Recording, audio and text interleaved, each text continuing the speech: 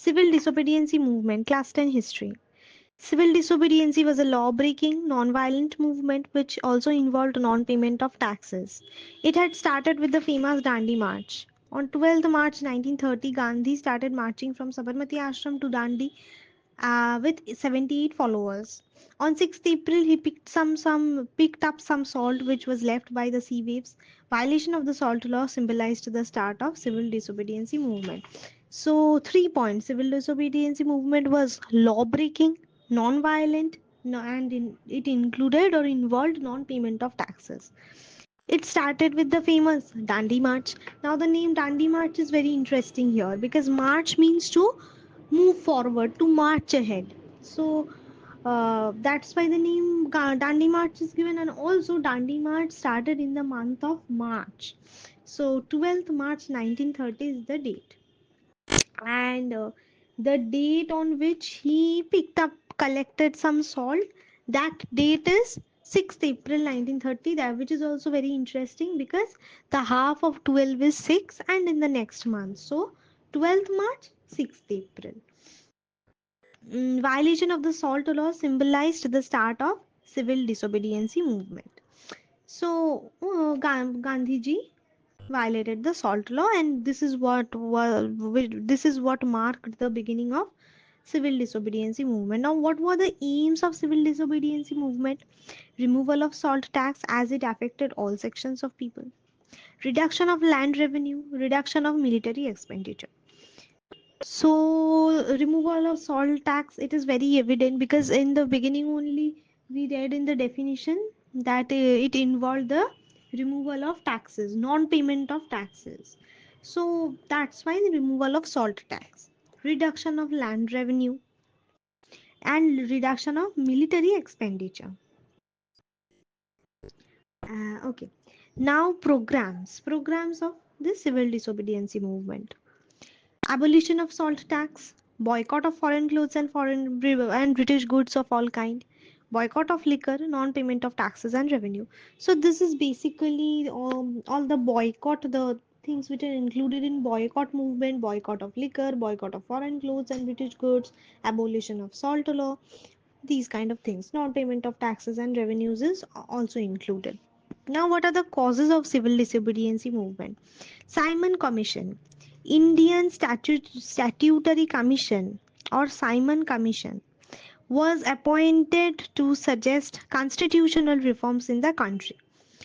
So, Indian Statutory Commission or Simon Commission was appointed to suggest constitutional reforms. This is very important. Constitutional reforms was appointed to suggest constitutional reforms in the country.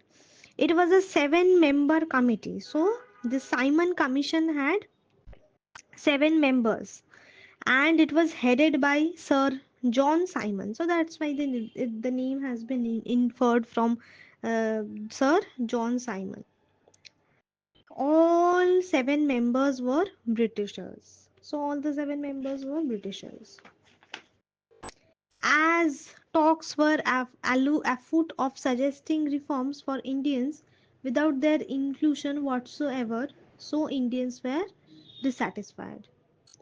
So Indians couldn't suggest those reforms. All the reforms were made by all the Britishers. So it is evident, it is clear that the Britishers won't propose reforms which would be good for the country. They would do try to do harm to the country. So the Indians were dissatisfied. They protested that their rights of self determination were violated. So they wanted to determine on their own, that determine the reforms on their own. So this initiation of the Simon Commission, and the Simon Commission was suggesting constitutional reforms. All the seven members were Britishers, so the Indians couldn't suggest any point. So they protested that their rights of self determination were violated. In the Madras session of 1927, so Dandi March occurred in 1930. It marked the beginning of civil disobedience movement.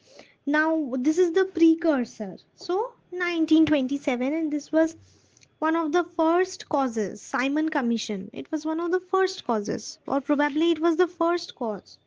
So that's why it dated back to 1927. So in the Madras session of 1927, all parties decided to boycott the Simon mission. On 3rd February, when all the commission landed in Mumbai, it was greeted with an all India strike. So when this Simon Commission in the month of February, it landed in Mumbai, it was greeted with an all India strike. Black flags were hoisted. So black flags, probably they were a symbolism of bondage or something like that. That's why black flags were hoisted. Processions and demonstrations were organized. People held placards in their hands with slogans of Simon, go back. So this is very important. Processions and demonstrations were organized. People held placards in their hands with the slogans of Simon, go back. In one such demonstrations, processions and demonstrations. So one such demonstration held outside the Lahore railway station. Lala Lajpat Rai was badly assaulted by Inspector Saunders, and later he succumbed to his injuries. So when we were studying about Lala Lajpat Rai in our previous chapter, there also we read that Lala Lajpat Rai protested against the Simon Commission and was badly assaulted while leading a procession outside the Lahore railway station. So outside this Lahore railway station, Inspector Saunders, Saunders. Inspector Saunders assaulted Lala Lajpat Rai outside the Lahore railway station. Why? Because Lala Lajpat Rai protested against the Simon Commission. He demonstrated some kind of something in the outside the Lahore railway station. So when did he succumb to his injuries? 3rd October 1928. So in 1927, the date is not mentioned. In 1927, the Madras session decided to boycott the Simon Commission. Probably in the next year, or probably in 1928 only, this protest started. Okay, and it was greeted with an all India airstrike. Black flags were hoisted, processions and demonstrations were organized. People held placards in their hands with slogans Simon, go back. In one such demonstration, Lala Lajpat Rai was badly assaulted, and later he succumbed to his injuries. So what are the other characteristic features, or what are the other contributions of Lala Lajpat Rai? He set up Servants of the People Society. He started the monthly magazine Young India in USA. He joined the Ghadar party. Ghadar. Like Gadar, the spelling is like Gadar only, just an H. Ghadar. He was appointed as the first president of All India Trade Union Congress. He was appointed as the first president of All India Trade Union Congress. And he was also called Sher-e Punjab, probably. Yes, Sher-e Punjab. Okay. The spelling is Sher-e Punjab and or Punjab Kesari. So Sher-e Punjab. And since he was a Punjabi, so he edited newspapers like Punjabi, because like probably Surendranath Banerjee. Let me check for once. Yes, Surendranath Banerjee edited the newspaper Bengali because it was his own mother tongue. Similarly, Lala Lajpat Rai's mother tongue is Punjabi, so he edited the newspaper Punjabi. He authored the book National Education, and he also edited the newspapers Vande Mataram and People. And he was also associated with Arya Samaj, and he was instrumental in the expansion of DAV College at Lahore. So these are the characteristic features of Lala Lajpat Rai. Now let's come back to the topic. Simon Commission. So Simon Commission ends with this. Lala Lajpat Rai's death. Now, Lahore session of 1929. And Lala Lajpat Rai passed away on 30th October 1928.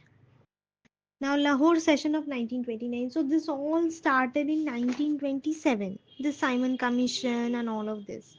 Or the exact year is not mentioned, but uh, the Madras session was held in 1927 only. Now, in 1928, the commission landed in Mumbai and there was an all India airstrike. This was 1928. The year 1928 ended with this. Now the year 1929. In the Lahore session of 1929, the Congress demanded Purna Swaraj or independence for the first time. Purna means complete. Like the last day we were studying that while the moderates they wanted some constitutional reforms, the extremists or the assertives they wanted complete independence. So this is the translation Purna Swaraj. So in Lahore session, the Congress demanded Purna Swaraj. It was also decided that until independence, 26th January would be observed as Independence Day every year. Very, very important. So 26th January, it is we celebrate 26th January as Republic Day. But from 1929 onwards, it was decided that 26th January would be observed as Independence Day every year.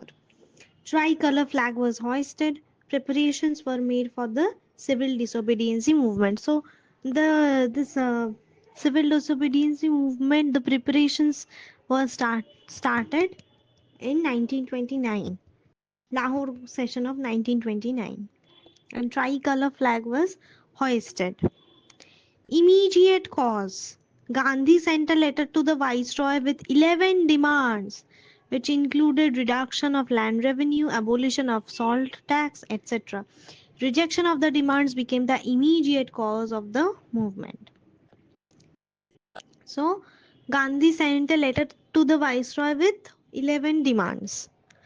And two of the demands are abolition of salt tax, reduction of land revenue, because we read that in the aims of civil disobedience movement that removal of salt tax was one aim, and another aim was reduction of land revenue, and there is one more aim also which is not mentioned here. Probably what he demanded for this as well.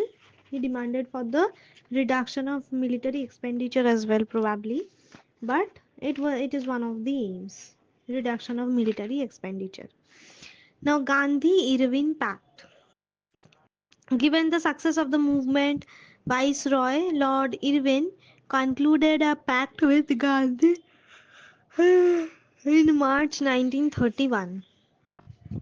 So, which movement it is not mentioned, but probably it's the Dandi March, because this the Lahore session it was held in 1929, and this is this Gandhi Irwin Pact. The Lord Irwin concluded with Gandhi that they would sign a pact, and that is in March 1931. So probably after the success of Dandi March, but uh, it is not mentioned. As per the pact, the following compromises were made by each side. The government agreed to withdraw all ordinances and persecutions, release all political prisoners except those guilty of violence, permit peaceful picketing of liquor shops, restore confiscated properties of satyagrahis. So, Gandhi Irwin Pact, the government agreed to withdraw all ordinances and persecutions. He agreed to release all political prisoners except those violence of guilty of violence, permit peaceful picketing of liquor shops, restore confiscated properties of satyagrahis. Two more points are there. No, one more point is there. Permit people living near the sea coast to make salt for domestic use. So these, how many points? 6 points. No, 5 points. Withdrawal ordinances and persecutions. Release all political prisoners except those guilty of violence. Permit peaceful picketing of liquor shops. Restore confiscated properties of satyagrahis. Permit people living near the seacoast to make salt for domestic use. Now, in return, Gandhi promised to suspend the civil disobedience movement and attend the second roundtable conference. So, the government agreed to withdraw all the ordinances and persecutions. He agreed to release all the political prisoners. He permitted. He promised to permit peaceful picketing of liquor shops. He promised to restore confiscated properties of satyagrahis. He promised to permit people living near the sea to make salt for domestic use. Now, in return, Gandhi promised to suspend the civil disobedience movement and attend the second roundtable conference. So this brings us to the second roundtable conference, which was held from 7 September 1931 to 1st December 1931. So almost 2 months, for a brief period of 2 months. 7 September, sorry, 3 months, not 2 months. October, November, December. Yeah, 3 months. So venue was London. So the venue was London. Gandhi alone represented the Indian National Congress. All minorities such as Muslims, Indian, Christians, Anglo-Indians and Europeans demanded either separate electorates or reservation of seats for their respective communities in the legislatures. So Gandhi alone represented the Indian National Congress in second roundtable conference. All minorities such as Muslims, Indian Christians, Anglo-Indians and Europeans. So minorities are, of course, Muslims are a part of minorities, Indian Christians are minorities, Anglo-Indians are minorities and Europeans are also minorities. Demanded either separate electorates or reservation of seats for respective communities in the legislatures. So remember, all minorities demanded either separate electorates or reservation of seats. The question of independence or responsible government was never discussed. As a result, Gandhi came back to India disappointed. So, uh, the government promised to permit many different things. He promised to withdraw all ordinances and persecutions. He promised many things, but the promises were broken. So the question of independence was never discussed. What was discussed? That the demand for either the reservation of seats or separate electorates. So Gandhi, as a result, came back to India disappointed. The suspension of the movement. Immediately after return, Gandhi renewed the movement, but given the rigorous repression exercised by the government, the movement eventually was called off in 1934. So this civil disobedience movement was again renewed. It was again called because of his disappointment. But the rigorous repression exercised by the government resulted the movement to be called off in 1934. Now, impact and significance of civil disobedience movement. Women participated in large numbers. New methods of gathering mass supports were used. Example: patrikas, prabhat pheris, manjari sena, nara sena. Non-violence was used effectively as a method of protest. Untouchables were allowed access to temples and wells of higher classes. To pacify Indians, the government had come up with the Act of 1935. So this, as a result or the impact of this civil disobedience movement, what are the impacts? Women participated in large numbers. New methods of gathering mass support were used: patrikas, prabhat pheris, Manjari Sena, Vanara Sena, Manjari Sena, Vanara Sena. Non-violence was used effectively as a method of protest. Untouchables were allowed access to the temples and wells of higher classes to pacify Indians. The government had come up with the Act of 1935. So one more thing is interesting here that in India many evil practices were there at that time. So the intensity of those practices also reduced as a result of this movement because women empowerment was there. Women participated in large numbers. Untouchability decreased up to an extent because untouchables were allowed access to the temples and wells of higher classes. And the revivalism we learned about revivalism that the moderates or the assertives the assertive this was probably done by um, I don't remember. I think it was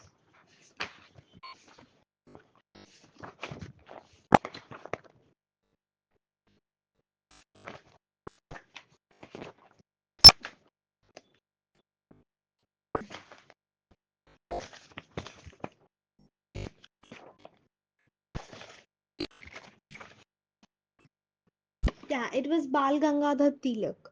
So Bal Gangadhar Tilak was an assertive. And he did what? He organized Shivaji and Ganapati festivals to gather mass support and instill discipline and patriotism. So this was one way of revivalism.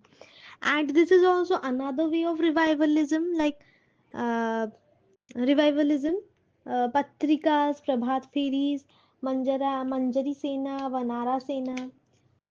So basically gathering people, gathering mass support so that the people want to fight for their country. So the chapter has got completed.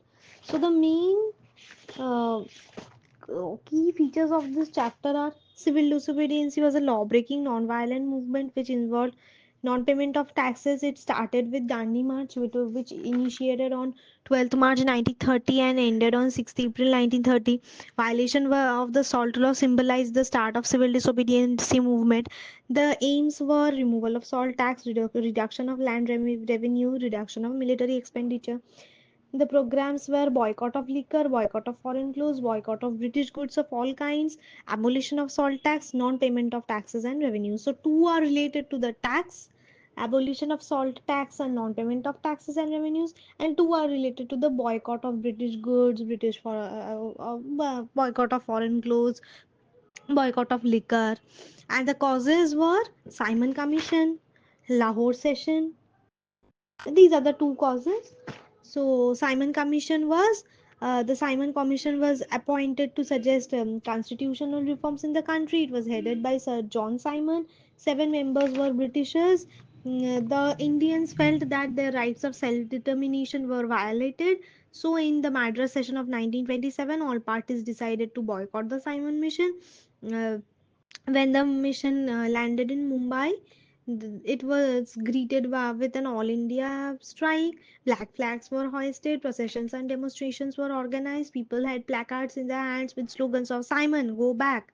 In one such demonstration held outside Lahore railway station, Lala Lajpat Rai was badly assaulted by Inspector Saunders, and later he succumbed to his injuries on 30th October 1928. In Lahore session of 1929, the Congress demanded Purna Swaraj. Tricolor flags were hoisted, and it was decided that 26th January would be observed as Independence Day every year. Preparations were made for the civil disobedience movement, and the immediate cause. This was the immediate cause that Gandhi sent a letter to the Viceroy with 11 demands, which included reduction of land revenue, abolition of salt tax, etc. Rejection of demands became the immediate cause of the movement. Now, after this movement, Lord Irwin concluded a pact with Gandhi in March 31. Now, as per the pact, the following compromises were made by each side. It was kind of a treaty, a pact. So the government agreed to withdraw all ordinances and persecutions, release all political prisoners except those guilty of violence, permit peaceful picketing of liquor shops, restore confiscated properties of satyagrahis, permit people living near the seacoast to make salt for domestic use.